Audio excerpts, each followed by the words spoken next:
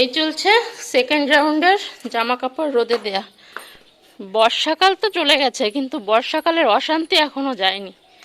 এই রোদ, এই বৃষ্টি, জ্বালাতন হয়ে যেতে হচ্ছে। সকালবেলা কত সুন্দর রোদ ছিল, একদম শরতের আকাশ যেটা হয় আর কি। কিন্তু তাই দেখে সব জামা কাপড় রোদে টোদে দিয়ে গেলাম। তারপর দেখলাম আবার মেঘ করে বৃষ্টি আসলো। এখন আমার নতুন একটা ভিডিওতে তোমাদের সকলকে জানাই অনেক স্বাগত আর অনেকটা ভালোবাসা। আজ হলো শুক্রবার। শুক্রবার হলে কি হবে, উঠেছি অনেক সকালে। অনেক সকাল বলতে 7টা, সোয়া 7টা, 7:15, 10:15 এরকম বাজে। যদিও বা যারা অনেক সকালে ওঠে তাদের কাছে এটা মোটেই সকাল না, বেশ খানিকটা বেলা। কিন্তু আমি তো সে ধরনের পাবলিক নই যে ভোর 5টায় ঘুম থেকে উঠি। তো সকালে আরও বিশেষ করে শুক্রবার দিন সকালে 7টা, 7:30টার মধ্যে ঘুম থেকে ওঠা মানে আমার কাছে সেটা ভোরই বলতে পারো। কারণ যে পাবলিক 10টায় ঘুম থেকে ওঠে শুক্রবার দিন, তার কাছে মানে সেরকমই প্রিপারেশন ছিল। হঠাৎ করে 7টার দিকে ঘুমটা ভেঙে গেল। তো ভাবলাম যাই, আজকে রান্নার চাপ অনেকটা কম আছে। গতকালকে চিকেনটাকে ম্যারিনেট করে রেখে দিয়েছিলাম, আর চিকেনটাকে যদি ম্যারিনেট করে রেখে দেওয়া যায় না, রান্না যেন হাফ হয়ে যায়।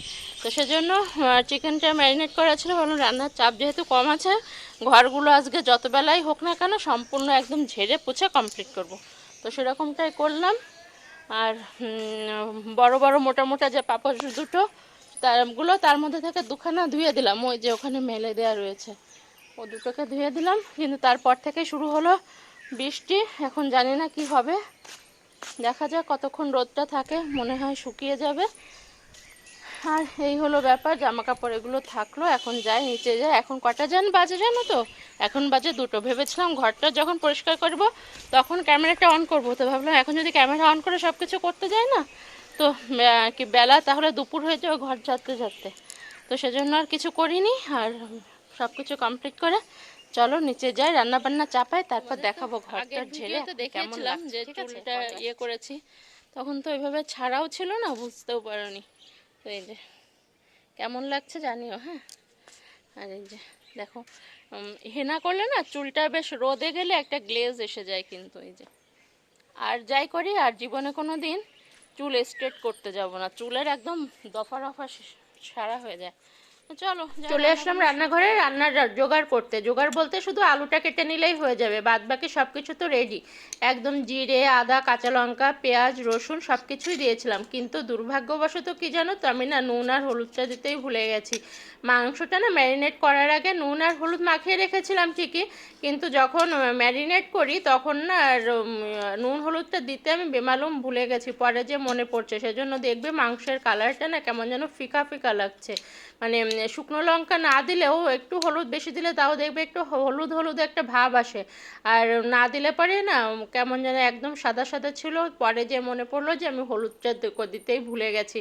আর মাংসের টেস্টটাও একটু কেমন হয়ে গেছিলো। যদিও বা পরে রান্নার সময় নুনটা একটু বেশি করে দিয়েছিলাম, তাতে অসুবিধা হয়নি, ঠিকঠাক হয়ে গেছে।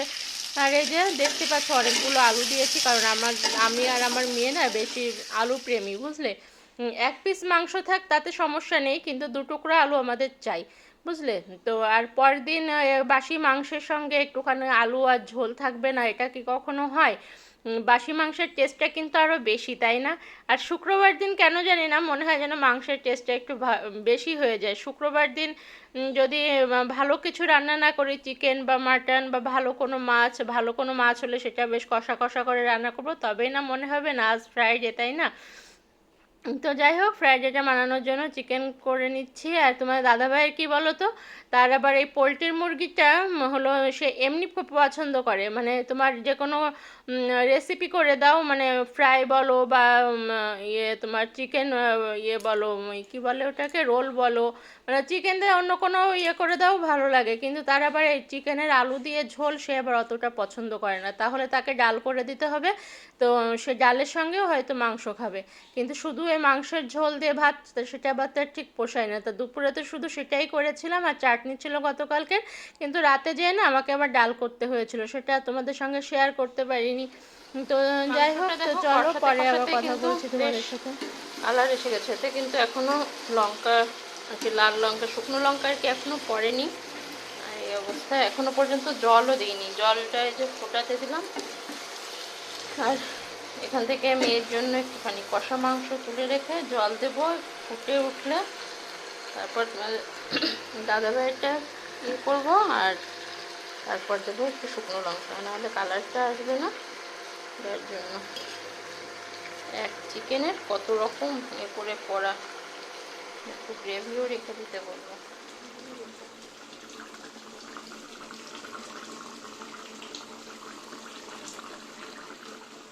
রান্না কমপ্লিট, একদম গরম মশলা টশলা সব কিছু দেওয়া হয়ে গেছে। তোমার দাদাভাইয়েরটা তুলে রেখেছি, তারটাও দেখিয়ে দিই। এখন ভাতও হয়ে গেছে, ওদিকে ভাতটা রয়েছে। আর রান্নাঘরের হাল এখন বেহাল। সেদিন সব কৌটা কৌটে ধুলাম, কিন্তু এগুলো আর পরিষ্কার করতে পারিনি। আজকে সেগুলো সব পরিষ্কার করলাম। এখন কৌটাগুলো রাখবো, অতগুলো ইয়ে হয়েছে, দুখানা কৌটা আরও বেরোলো, সব ইয়ে করলো। আর এই দেখো এতগুলো কাগজপত্র, এই যে মেয়ের ঘর পরিষ্কার করে এই এক ব্যাগ ভর্তি কাগজ সব কোথায় রেখেছিল জানো? দাঁড়াও, সকালে পরিষ্কার করেছি, সব ঘরই ঝাড়াঝাড়ি হয়ে গেছে। তারপর মেয়ের ঘরে চাদর টাদরও পেতে দিলাম, এই চাদরটা পাতলাম ওর ঘরে, আর এই যে ইয়ে করে দিলাম। আর ওর ঘরে সব কাগজপত্র ময়লা টয়লা সব ফেলার জন্য ওরকম একখানা বালতি রাখা আছে, যে তলায় ওখানে জমা করতে পারে। সে কি করে, ওই বালতিটা যখন ভর্তি হয়ে যায় কাগজপত্রে, এই কর্নারটায় ঢিপ দিয়ে রাখে।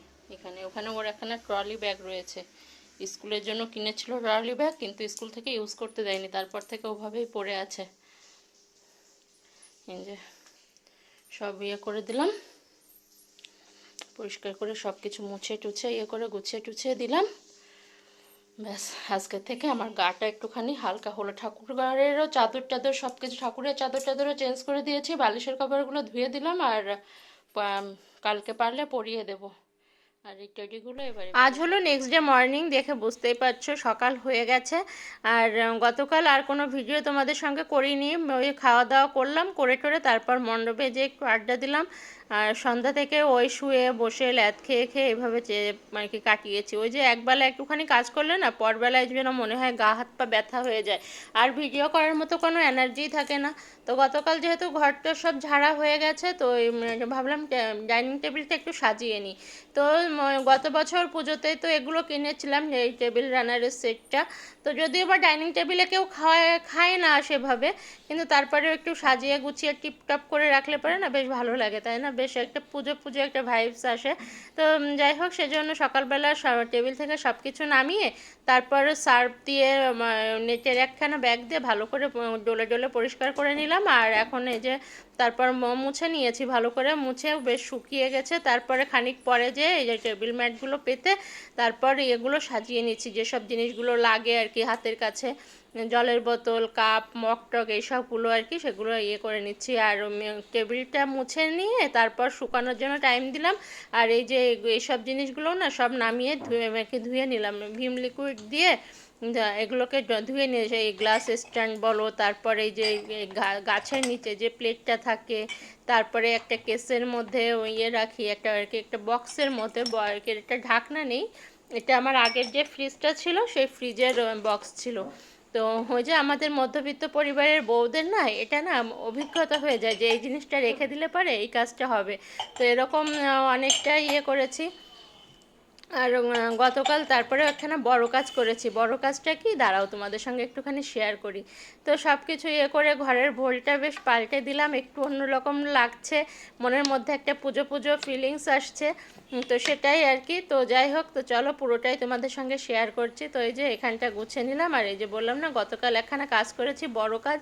তো এইগুলো তো দেখেছিলে যে সব কিছু নামিয়ে নিয়েছিলাম, আর তোমাদের সঙ্গে তো আগেই শেয়ার করেছিলাম যে ওখানে স্টিকার লাগানো আমার রান্নাঘরে। তো সেই স্টিকারের টুকরো টুকরো কিছু কাগজ না আমি যত্ন করে সযত্নে রেখে দিয়েছিলাম, সেগুলোকে এখানটা কেমন কালচে মতো হয়ে গেছে না, ওই দেখো নিচ দিকটা একটু ফাঁকাও রয়েছে, ওখানে আরও একটি স্টিকার লাগাতে হবে, ওটাকে আমাকে ইয়ে করতে হবে, বুঝলে? তো কেমন লাগছে বলো তো, কেমন কালচে কালচে মতো হয়ে গেছিলো। তো এসব করে নিলাম। আর সকালবেলা তার মধ্যে অনেক জামা কাপড়ও কেচেছি, মানে ওয়াশিং মেশিনেই চাপিয়েছি, রাতে ভিজিয়ে রেখেছিলাম। তো সেগুলো কেচে ধুয়ে নিয়েছি। আর এখন এগুলো করে তারপর ঘর মুছবো, ঘর মুছে স্নান করবো। আজও তো মেয়ের ছুটি, মানে মেয়ের ছুটি থাকলে পরে সকালে তো অতটা তাড়া থাকে না, তো সেজন্য কাজটাগুলো করতে বেশ সুবিধা হয়। তো ঠিক আছে, আজকের মতো ভিডিওটা এটুকুই রাখছি। তোমরা সবাই ভালো থেকো, সুস্থ থেকো, সেফ থেকো। দেখা হবে নেক্সট ভিডিওতে। ভিডিও ভালো লাগলে লাইক, কমেন্ট, শেয়ার, সাবস্ক্রাইব